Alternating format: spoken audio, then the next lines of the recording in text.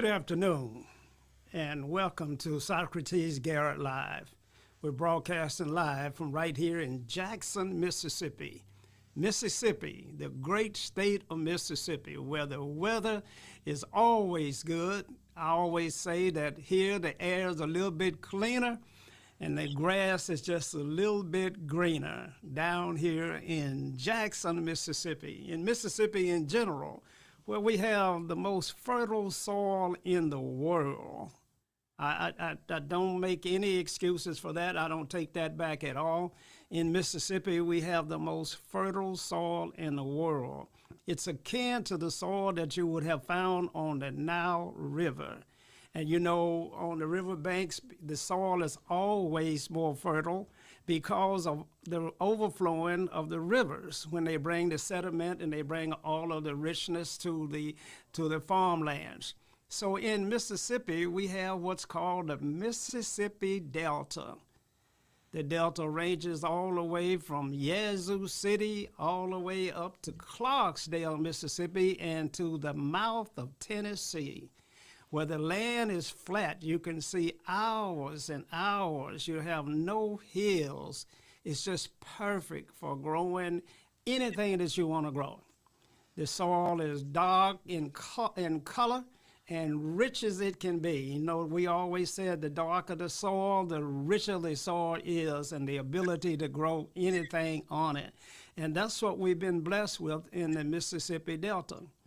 So for years, the farmers there on the plantations were all on the Delta side, not so much on the hillsides of Mississippi where you get up around the Choctaw Nation and Kosciuszko and Grenada. In areas like that, you have too many hills and mountains. And well, we don't have any mountains, but we certainly have hills in that region. And so it wasn't as ideal for the growing of crops. And then down on the Mississippi Gulf Coast, it was always rich, fertile soil down there as well. So you follow the Mississippi River and you'll follow the best soil in the world. Now, why am I talking about soil today? Well, normally, we talk a lot about politics and we talk a lot about our culture and we talk about our history and things of that nature. And we'll get back to that, especially with the month of February being Black History Month. So we're going to spend ample time on dealing with those issues. But today it's on my heart to talk to you about the place that I grew up on the farm in Farm Haven, Mississippi.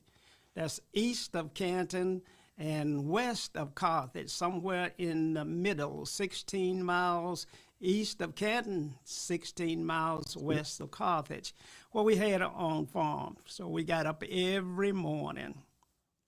When the sun rose, it didn't rise on us because we were already there waiting on it to come up. We'd have our soil tested, and we would be planting or we would be harvesting, we would be working with the ground. We had all of the tools that we needed. Some of you may have heard of a middle buster. Oh Lord, that was a plow that any young boy should have a day or two wrestling with, the middle buster. He'll come out of there thinking about work a little bit differently. And then we would get the ground ready and we would plow it all up, and then we mix all our fertilizers in, and we then would be ready to plant seed. But let's talk about this soil again, because it is the key. It is the foundation of life. Not only does all plants come out of the soil, all of our food comes from the soil. And according to Genesis, man himself came from the soil. So we need to understand soil and how it works. So today we're going to talk about it just a little bit.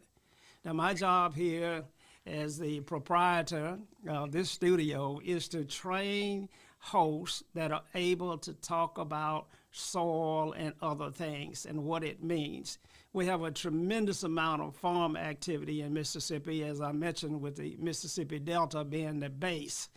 You know, and we have a lot of Black farmers, of which you're always struggling, and which I'm always here to try to lend a helping hand. And so we're gonna talk about soil. Now, let's talk about it. In Mississippi, we have what's called Yazoo clay. Now, Yazoo clay is not good to plant anything on. It's an expansive clay, and it just wreaks havoc on foundations in homes and around homes and buildings because it contracts and it expands and it just keeps moving all of the time. And so on a foundation, it would crack a foundation. So it's no good for that. But if you're building a highway and you want the compaction there and you want to put an asphalt road on it, then the Yazoo clay works well. And we have to make certain that it has a certain amount of clay. It can't be silty sand. It can't be that kind of topsoil because it won't give you the compaction that you need.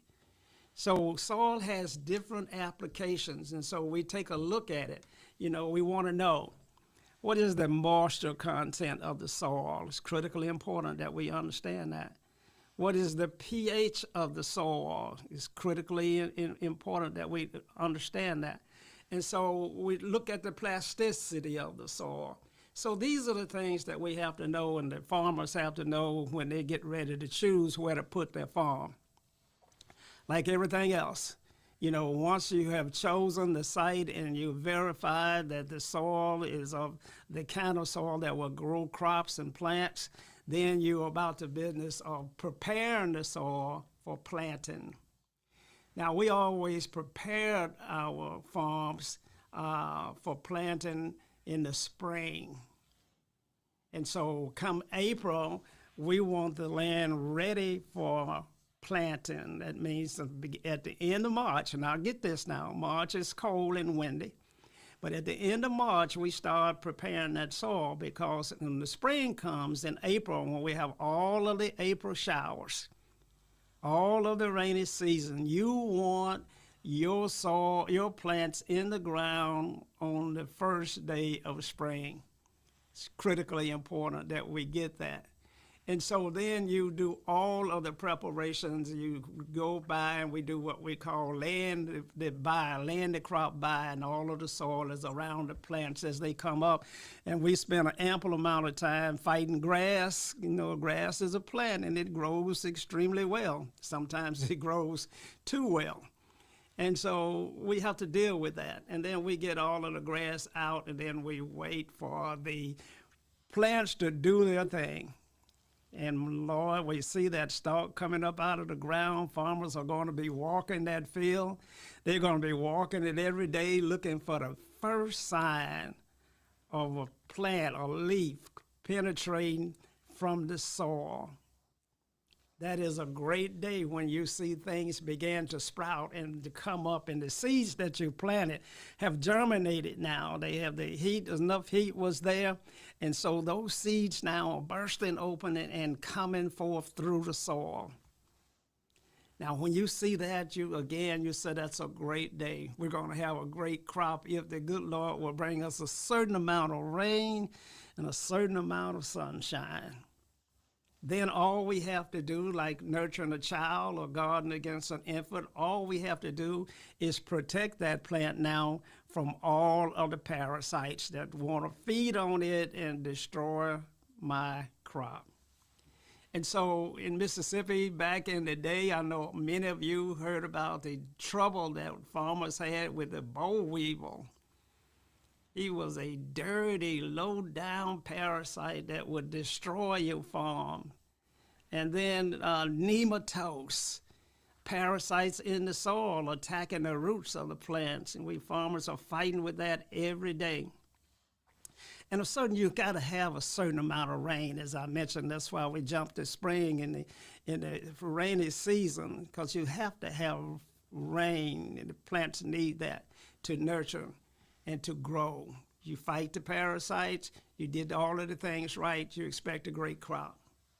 Let's just say that we had a great crop and the harvest was plentiful and we took all our products to the market, and all of the outlets, the farmers market and the roadside, curbside vendors, they're selling their products. and we're all eating healthy. You know, there was no McDonald's or Wendy's anywhere where I grew up. We didn't have any of that in the country. And so all we had was a garden, and that garden provided us with everything that we were going to need. We grew everything that we needed except flour. Flour was one of those odd things that you could not grow. You know, sugar was a commodity that was in scarce demand, but we had cane, we had sugar cane, and we made molasses, and molasses was known to sweeten a lot of things, and farmers use that. So we always know how important it is to protect that. Now we're going to talk about, after this commercial, I'm going to go to a break, and we're going to come back, and we're going to talk about, you know, what happens to the soil when we plant all of these plants on it, and they take all of the oxygen out of the soil, and what happens to our dear farmers. Stay tuned. We'll be right back after this commercial. Have you had your Earthblend coffee today? At Earthblend Coffee, we take pride in offering you the very best of beans across the world, blended and roasted to perfection, giving you superior quality and satisfying and flavorful taste. Experience the world in one cup with Earthblend Coffee. To order, visit earthblendcoffee.co now. We're back. This is Socrates Garrett Live. We're broadcasting live from right here in Jackson, Mississippi, in the cradle of the Deep South. Mississippi, my hometown. I call it a town because in Mississippi we all know one another. You know, we have less than 3 million people in the entire state, so we get to know one another pretty well. And so that's why I call it a town. But today we've been talking about this Mississippi soil and how fertile it is, and how Mississippi was one of the richest states in the world. It's hard to believe. We've been on the bottom so long now, we don't recall. But Mississippi, because it produced cotton, because it had the Mississippi Delta, because it had the most fertile soil in the world, became an exporter to England and all up north and all of those places which are not blessed with great soil.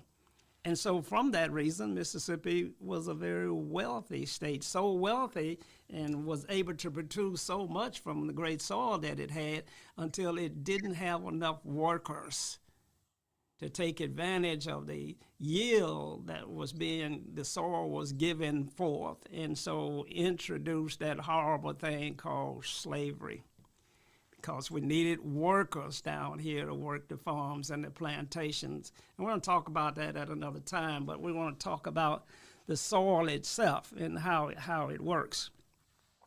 Now, after you've planted and harvested all of your vegetables and all of the cotton and all of the corn and all of the cane, then you now have put a lot of nitrogen in the soil. Nitrogen is not good, and that's why we can't use certain fertilizers.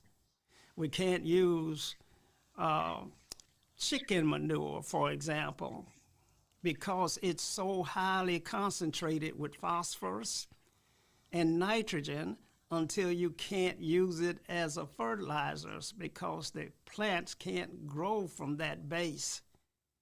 Now, back in the day, we didn't have fertilizers like 1013.13. We didn't have all of those things to fertilize the crops with. So the farmers use a lot of cow manure. Now, cows are different than chickens. The manure from a cow produces great fertilizers for the garden and for your farm. It just didn't have enough of it because we had hundreds of acres of land, and you don't have enough ability to produce enough cow manure to serve as fertilizers other than your specialty crops like your gardens which there you would use all you had from the farm. And so once that crop has been gathered, then we have the chore of trying to get all of the nitrogen out of the soil.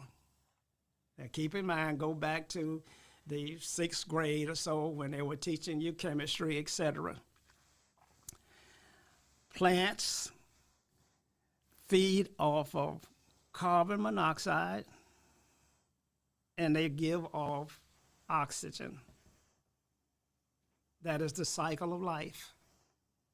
We don't have enough plants to absorb all of the carbon that's in the air or the nitrogen that's in the soil, and so we have these critical climate changes because we're not protecting the atmosphere and the ozone layers because we're putting off too much carbon. Or, said another way, we don't have enough plants to keep up with the production that industry and others are producing in factories. And so we have this great debate that's going on now about climate change and what's causing it. And you have these programs now that'll give you carbon credits. If you would just reduce the emission of carbon monoxide into the atmosphere.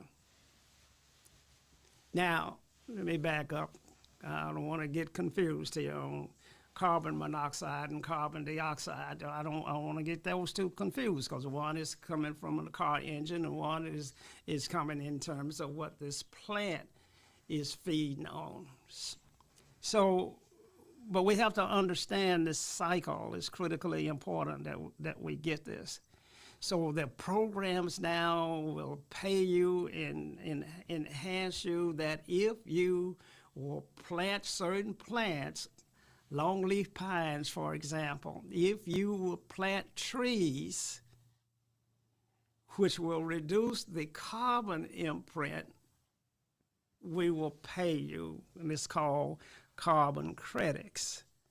And also USDA and NRCS, which has been a wonderful sponsor of this program,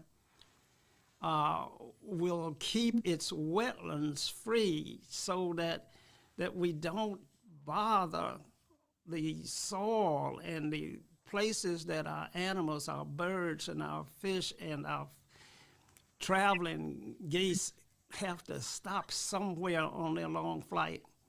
And so they will pay you to lease them the wetlands so as long as you agree not to plant anything there. So they're protecting the wildlife. All of this is critically important. And so we have this opportunity now here on this program. And I want to go back to finish up my thought a bit on preparing the soil. So once the crops have been planted and harvested, now we have all of this fertilizer that's in the ground, because all of your fertilizer is a nitrogen base, except when we could use cow manure over in our specialty crops in the garden. But if you go down there and you buy all of this triple 13, that's a nitrogen-based fertilizer. And yes, it is going to make that plant grow, but it renders the soil useless for the next crop. So what do we have to do? We have to fix that. Now, the most common way that we do that is that we'll plant a crop in the off season. If I am growing cotton in July, I'm expected to lay that cotton by early September, October. I'm supposed to be out of the field and the harvest is over. But the soil now is not right for the next year coming up. It's got too much nitrogen in the ground. So what do? We now have to come and we plant hay. We plant any kind of vegetation that will grow in the wintertime.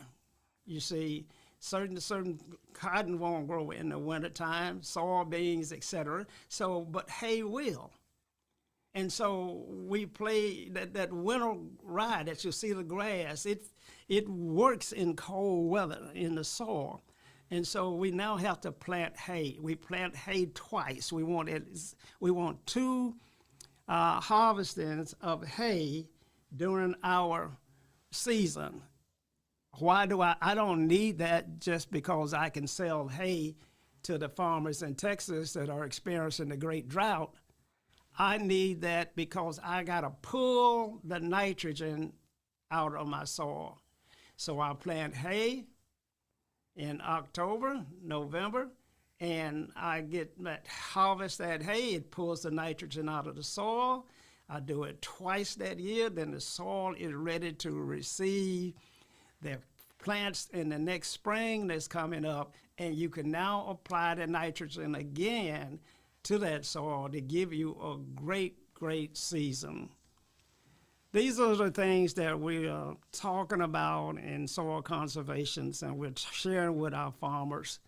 And we're training podcast hosts every day to be able to go out and do on-site visits and talk to our farmers about climate-smart technology. Now, climate smart can mean a lot of different things. All of the things I just talked about is climate related in terms of when you plant, early spring, when do you harvest in October, when do you plant hay to get the nitrogen out of the soil in the wintertime. But there's also now, we did it in gardens because we had the land in the early periods. Farmers had plenty of land, so their garden was outside, specifically set aside for growing the things that you wanted to eat that year.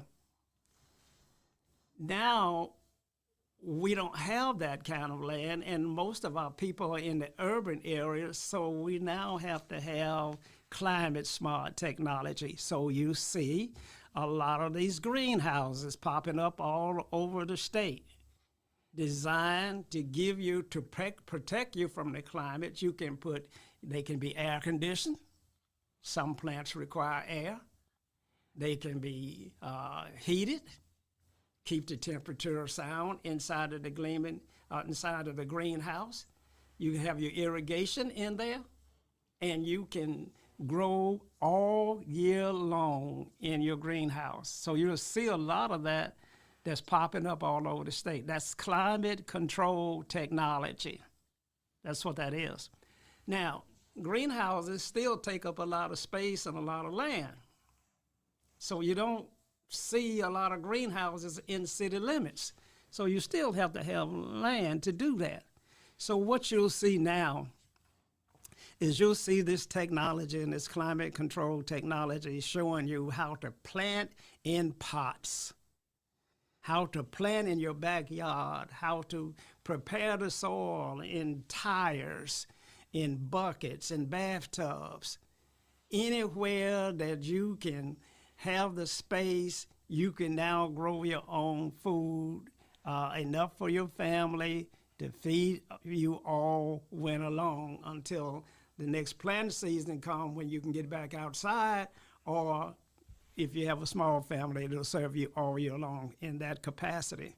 So we're going to be talking about these things each and every week as we go along. We're going to do a lot of site visits. We're going to share you, talk to these farmers as we already have. We've been out to Footprint Farms and talked to Cindy Ayers Elliott out there. We've talked to Wade, who's got a beautiful farm up in Madison County. We go all up in the Delta talking to Willie Johnson about his farm up there. And some of the best people in the world. Farmers are the backbone of America. This has been Socrates Garrett Live, coming to you from We Believe Broadcast Studios. Our program is being broadcast all over the world in over 139 countries. You can catch us on Facebook, on YouTube. Subscribe to us. Send a shout out. Subscribe to the program.